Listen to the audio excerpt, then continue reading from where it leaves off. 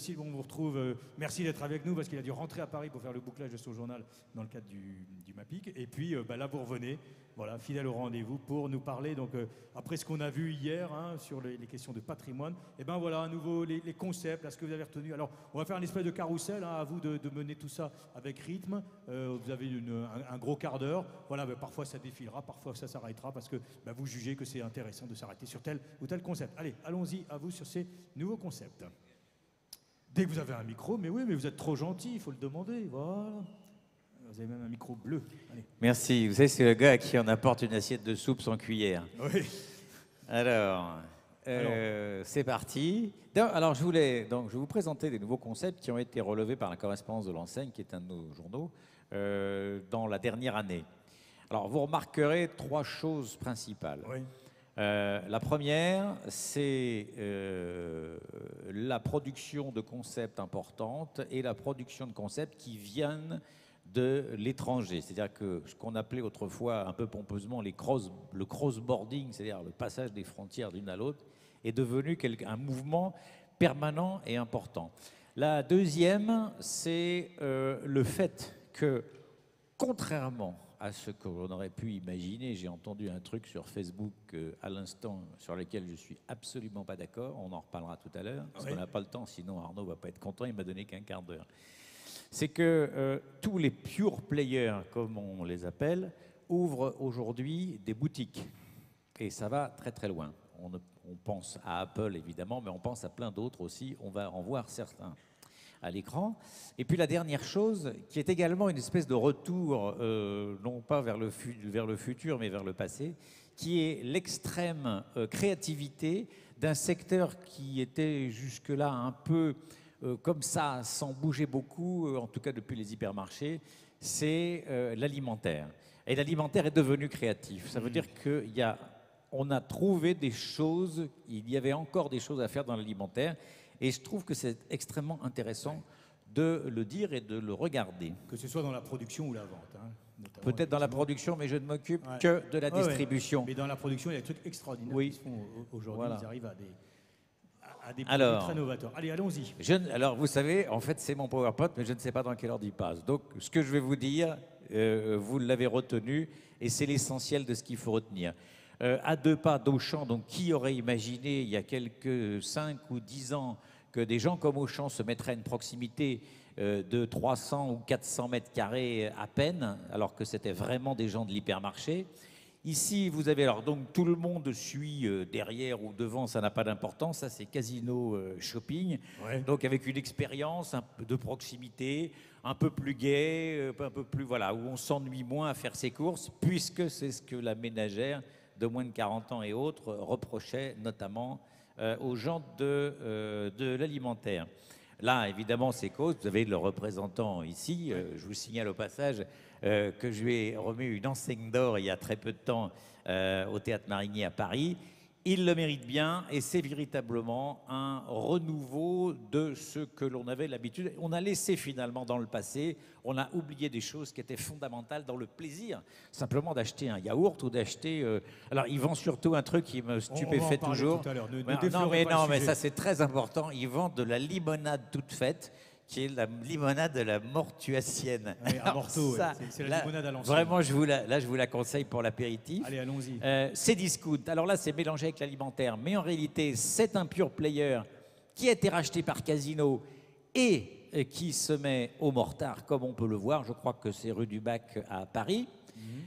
Ici, c'est le chocolat. Alors, c'est à la fois, évidemment... Donc, le chocolat, alors un jour, je vais vous dire, ça, je suis sûr qu'il y aura trop de chocolat et trop de boutiques de chocolat. Et trop d'indigestion. Et peut-être des indigestions à venir avec. Mais bon, voilà. En tout cas, il y a une vraie tendance à la spécialisation et à l'amélioration de la gamme. Évidemment. Dans la boulangerie aussi, on constate la même chose. Il faut vraiment être de plus en plus joli, de plus en plus sympathique, mieux présenter les choses et faire des choses de meilleure qualité. Ensuite, voilà. Alors, on a un autre exemple, y compris en périphérie des villes. C'est qu'autrefois, c'était vraiment le commerce, on s'en tenait un peu au centre-ville. la périphérie dans laquelle d'ailleurs des centres-villes se sont installés. Hein. Alors l'étranger, voilà, ça c'est l'arrivée des étrangers en France, Abercrombie & Fitch, qui n'a pas l'air de marcher aussi bien qu'il l'aurait imaginé. Oui. Aldo, qui est un véritable bulldozer, c'est difficile parce que ce sont des toutes petites surfaces, mais c'est le concurrent le plus méchant et le plus direct de Sephora, parce que ce sont des petits prix. C'est le système d'H&M dans la cosmétique. Et c'est très violent parce qu'ils ont quand même installé pas loin de 400 boutiques en Europe en une dizaine d'années. Donc c'est une quarantaine en France en 1 an et demi, je crois. Là, je crois que c'est à Lora do Gato Preto. Alors c'est la maison du chat noir, me semble-t-il, en portugais.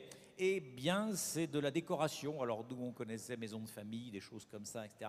Bon, ils renouvellent, en tout cas, ils apportent encore autre chose à ce genre qui était finalement pas si encombré que ça. Ce qui veut dire qu'il y a toujours des choses à faire, même dans des secteurs qu'on croyait extrêmement encombrés.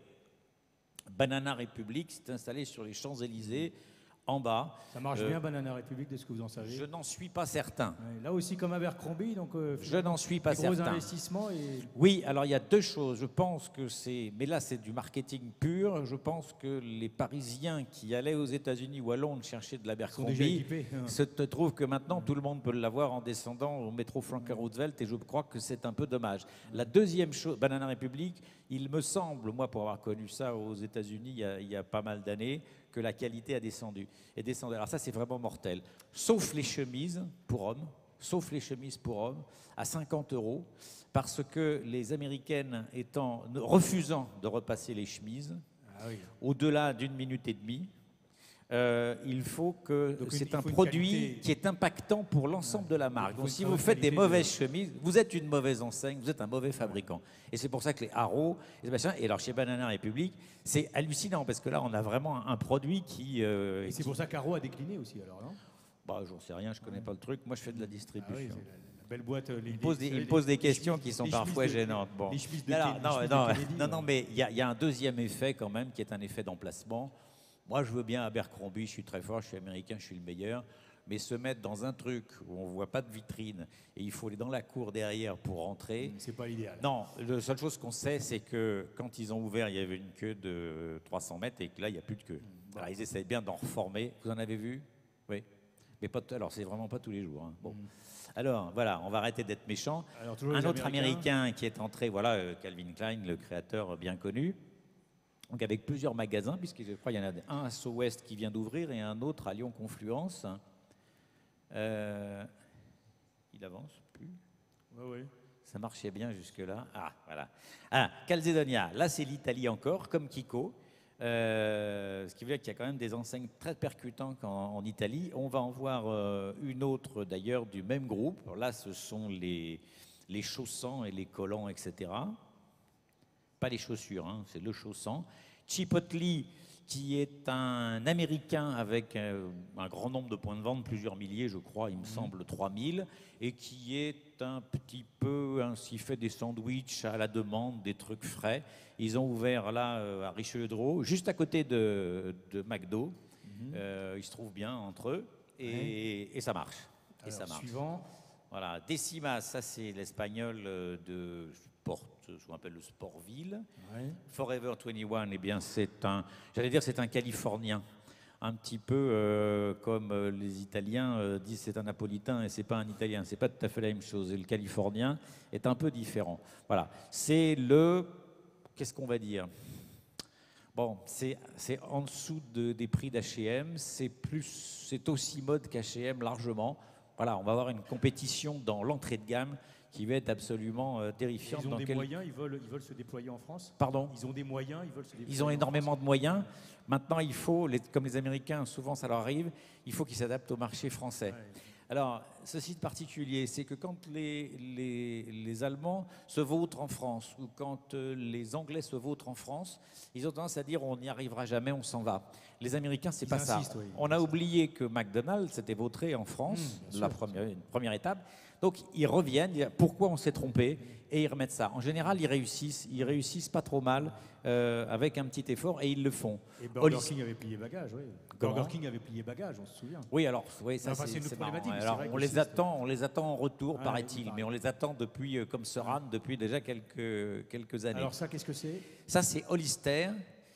Donc, en général, qui marque pas, ou en tout petit, c'est marqué Hollister. Alors, donc, ils font un peu, c'est le groupe, c'est comme, c'est Abercrombie. Hein. Donc, c'est un peu le même truc. Je suis connu, je suis très fort, donc les gens vont venir à moi. On verra si les Français suivent ce chemin. Mais tout ça, ce sont des étrangers. Ouf, là, j'ai un peu de mal à reconnaître. C'était marqué. C'est Intimissimi. Alors, je le vois pas. Il y en a qui sont forts. Vous avez. Je ne le vois pas sur l'écran de contrôle. Voilà, c'est le même groupe que Calzedonia. Et là, c'est de la lingerie. Donc là aussi, il y avait encore des choses à faire en France. Il est vrai que Etam est un dominant sur le marché français avec ses marques, avec Undies, avec lingerie, etc. Allez, il ne se laissera pas faire. Karen Millen, ça c'est un anglais, encore avec 4 ou 5 points de vente, une espèce de milieu de gamme assez intéressant, peut-être dans le genre Zara. Kills Footlocker, là je l'ai mis, c'est pas extrêmement original, mais c'est plutôt une histoire de segmentation par rapport à une enseigne qui est évidemment extrêmement connue et qui réussit très très très bien en France et qui est toujours dans une progression à 2 chiffres aujourd'hui. Kiko, j'avais l'impression qu'on l'avait déjà vu. Donc, alors on va voilà, c'est pas de trop. OVS, donc on est toujours dans le cadre des Italiens. Là, c'est difficile de faire un. Je dirais que ça va être plutôt un H&M du Sud. Et c'est assez joli. Et j'ai pas l'impression qu'ils aient beaucoup réussi parce qu'ils ont ouvert un magasin au Millénaire il y a 1 an, une grosse année maintenant, et il n'y a pas eu de suite alors qu'il devait y en avoir une. Pandora, ce sont des Danois qui sont extrêmement puissants. Donc là, on est sur le marché de la bijouterie fantasy un peu haut de gamme. Donc il attaque directement Agatha, qui était tout seul et royal sur son marché. Voilà, très connu au Danemark, Pandora, avec très connu, une espèce d'aventure boursière un peu louche d'ailleurs. Enfin, ça a été complètement délirant la cotation de Pandora. Aujourd'hui, ils sont revenus un peu à un modèle plus rationnel. Effectivement, ils sont assez forts parce que gagner de l'argent là-dessus, il faut être bon. Hein. Oui, il y a eux. Alors, ce sont les inventeurs des charms. Oui, exact. Les petits trucs qu'on met sur les bracelets il faut en vendre pour gagner de l'argent. Les filles en raffolent, oui. Ouais. Allez, suivant. Des McDo aussi, il faut en vendre. Polynesia, donc c'est un Portugais. Il y a beaucoup de fringues quand même. Portugais. Beaucoup de il y a beaucoup d'équipements de la personne. Est-ce que ça, c'est de la fringue? Oui, c'est de la fringue, mais c'est quand même... entre les deux, quoi. On s'habille comme ça aujourd'hui. Hein. Oui, bien sûr. Et prêt à manger, alors ça, c'est sans doute un des trucs les plus extraordinaires qui soit arrivé en France, puisque ce sont des Anglais qui ont la prétention de nous apprendre ce que c'est que le bon sandwich. Non mais voilà, faut quand même le faire. Hein. Et en plus, ils le font. En plus, ils le font parce que c'est très bien, c'est très frais, c'est très propre, c'est très agréable, c'est très confortable, et ils ont de grandes ambitions en France. Voilà. Allez, on va avancer, il y en a encore beaucoup ou pas? Alors là, oui, non, mais attends, mais je peux terminer tout de suite si vous voulez. Je vous remercie de votre attention. Non, mais il y en a tellement, c'est bien, mais c'est un vrai il exagère. J'avais un quart d'heure, j'ai pas compté. Moi, je voudrais des nouveaux concepts. Alors ça, tout ça, ce sont des nouveaux concepts arrivés sur le marché. Des concepts totalement révolutionnaires qui sortent. Puis là, il y en a beaucoup, je suis d'accord avec vous, hein, mais des nouvelles marques qu'on ne connaissait pas en France, etc. Mais est-ce que vous avez aussi repéré des trucs qui sont vraiment, où on se dit que ça n'existait pas avant, quoi, quelque part, quoi. Et pas seulement dans les vêtements, quoi. Est-ce que Grand Optical, ça existait aux États-Unis, ça a été importé? Nature et Découverte, peut-être que Nature et Découverte, c'était vraiment quelque chose d'exceptionnel parce que on n'avait jamais vu ça, effectivement, parce que c'était même des produits qu'on n'avait jamais vus. Moi, je crois que le nouveau concept, c'est surtout dans la manière de présenter quelque chose. C'est vrai que Alexis a ressorti la mortuacienne, c'est formidable, il faut aller la chercher, la mortuacienne. Mais ça existait. Ils vendent de l'huile en bidon ou en vrac, ils vendent des œufs. Ils vendent tout un univers, oui. Moi, je dis que COS, c'est un concept révolutionnaire, ou post-révolutionnaire, on peut dire. Mais en réalité, c'est une vraie invention. Mais dedans, en plus, il réinvente il y a des carottes. Il réinvente l'épicerie de grand. Voilà, il y a des. Je sais, il n'y a pas de carottes. Bon, il n'y a pas de carottes, mais il y a des tas de trucs. Il y a des œufs, il y a des laitages, etc. Bon, c'est quand même assez compliqué de faire des trucs. Voilà. Est-ce que j'ai fini? Je sais pas, est-ce qu'il y en a d'autres encore? Je sais Bah pas. non, mais moi, j'ai pas retourné. Oui, j'ai terminé. Vous me confirmez que le PowerPoint était fini? Non, voilà. Non, il y en a encore quelques-uns. Alors, il en a quelques-uns. Voilà, Pixmania, donc ça fait partie de ces gens des pure players qui vont dans le mortar. Dur, ouais. Et puis j'avais fait une petite catégorie restauration. Alors c'est vraiment les nouveaux concepts sont Ça, il y en a très beaucoup, ouais. très souvent des concepts de restauration. D'abord parce que comme j'ai entendu un nouveau concept, moi j'adore ça, c'est le out of home ou out of quelque part quoi. C'est out of office, c'est assez marrant. Et tout ça repose évidemment là-dessus. Et les investissements sont pas forcément gigantesques parce que ça se contente de petites surfaces.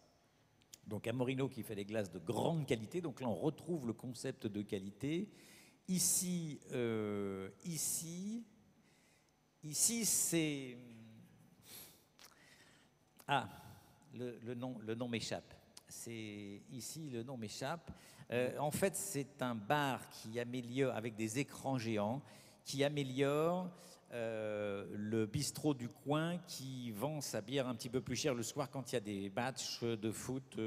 Ah oui, je comprends, oui. Voilà, Ou de au rugby, MPSG, ou- alors là c'est plus cher évidemment, mais il y a des Ouais. voilà. Et ça s'appelle, je suis vraiment confus, le nom m'échappe. Ils ont ouvert au millénaire, ça a été ouvert un peu par des sportifs et j'ai plus. Foot 6 selon mon voisin, non? Non, c'est pas Allez, ça. Ça avançons. va me revenir, c'est pas très grave. Là, c'est la même chose, c'est encore, ça c'est du frozen yogurt, etc. Crépite, alors dans la crêpe, il y a pas mal Oh de là là, choses. le jeu de mots, hein, pas mal. Hein, hein. oui, bon voilà. Là, ça doit être HD Dinner ou un truc dans le même genre, et c'est toujours la même chose, mais c'est un peu revisité parce qu'on se rend compte, McDonald's lui-même, que le McDo de base, Formica, etc., était moins attirant que des trucs comme ça. Et puis c'est d'après mon... Ah non, alors ça c'est formidable, oui. Là, c'en est un autre. Et je vais terminer sur Eurobianco. Comme quoi, alors là, tu dis un vraiment nouveau concept. Ah ouais. Oui, mais c'est incroyable parce que on avait imaginé la pizza, on avait imaginé les crêpes. Tous les produits qui peuvent se manger en marchant peuvent être... Bon, voilà.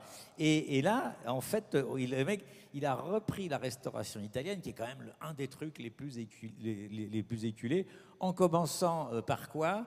Par la mozzarella, la bufala, burrata, etc.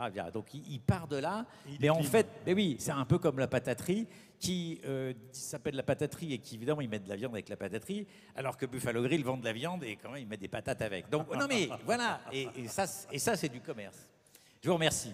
Bon, merci à vous Alain. Quand même, hein, moi je trouve que sur l'alimentaire, et vous avez eu raison d'insister là-dessus, c'est sur l'alimentaire qu'on voit des choses tout à fait intéressantes. Hein, et c'est vrai que, et ça en adéquation évidemment avec les nouveaux modes de consommation des gens, les urbains, etc. À midi, on est loin du repas évidemment, pris entre quatre murs de plus en plus pendant 1 heure et demie. Merci à vous Alain.